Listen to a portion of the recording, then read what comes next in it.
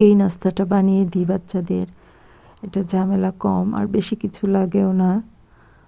তো এখানে আমি প্রথমে হাফ কাপে 2 কাপ সুজি নিয়েছি, হাফ কাপ চিনি নিয়েছি, একটা ডিম নিয়েছি, 1 চিমটি একটু লবণ দিব, দিয়ে ডিমটা ভালো করে একটু মিশিয়ে নেব। মিশিয়ে নেওয়া হয়ে গেলে এখানে আমি আরও একটু আটা আর একটু গুঁড়া দুধ মিক্স করব। গুঁড়া দুধটা দিলে টেস্টটা অনেক ভালো লাগে। তো একটু 2 টেবিল চামচের মতো আটা আর 2 টেবিল চামচের মতো গুঁড়া দুধ দিয়েছি, আর একটু বেকিং পাউডার দিয়েছি। দিয়ে আবার একটু মাখিয়ে নিলাম। নেওয়ার পরে এটাতে আমি নরম করার জন্য এখানে একটু দুধ ব্যবহার করেছি।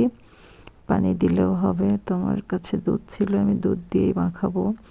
মাখিয়ে যে যেরকম ডো চাই সেরকম বানাবে। আমি একটু নরম নরম করেছি, করে 5 মিনিটের জন্য ঢেকে রেখে দিয়েছিলাম।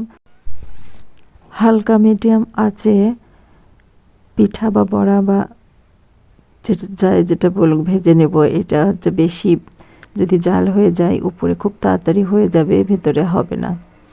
তো এটাই যে হালকা হালকা করে ভেজে নিতে হবে 2 পিঠ।